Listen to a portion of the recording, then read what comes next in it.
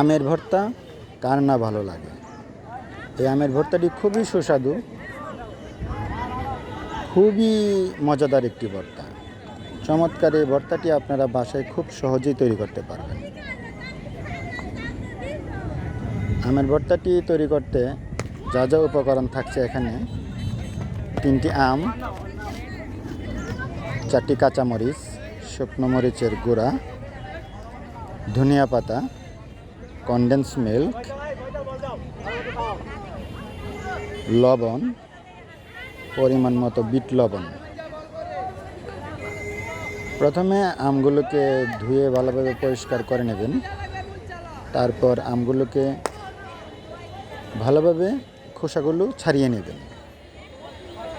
তারপর একটি কাটার মেশিন দ্বারা ভালোভাবে কেটে নেবেন। ভালোভাবে কাটার পর আমগুলোকে একটি পাত্রে সরিয়ে নেবেন। অন্য একটি পাত্রে উপকরণগুলোকে ভালোভাবে মিশিয়ে নেবেন। প্রথমে কাঁচামরিচ, লবণ, ধনিয়া পাতাগুলোকে থেতলিয়ে নেবেন। তারপর এটার উপরে কনডেন্স মিল্কগুলো দিয়ে ভালোভাবে মিশিয়ে নেবেন। দেখতেই পাচ্ছেন আমি ভালোভাবে মিশিয়ে নিচ্ছি। ভালোভাবে মিশ্রণটি তৈরি করতে হবে। ভালোভাবে মিশ্রণটি তৈরি করতে না পারলে ভর্তায় স্বাদ আসবে না।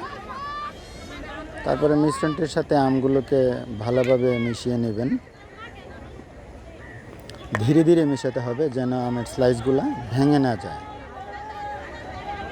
অল্প অল্প করে মিশিয়ে নেবেন। অল্প অল্প মিশিয়ে নেওয়ার পর ভালোভাবে মিক্স করে নেবেন। আমি একটি চামচ দ্বারা ভালোভাবে মিশিয়ে নিয়েছি। আপনারা চাইলে হাত দিয়েও মেশাতে পারেন। হাত ভালোভাবে ধুয়ে পরিষ্কার করে মিশিয়ে নেবেন, তাতে কোনো সমস্যা নেই।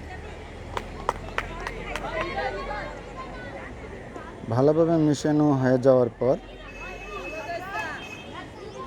আমগুলোকে সবাই মিলে খেয়ে নেবেন।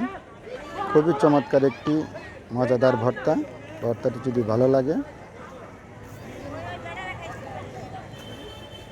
কমেন্টে জানাবেন। ধন্যবাদ সবাইকে। আসসালামু আলাইকুম।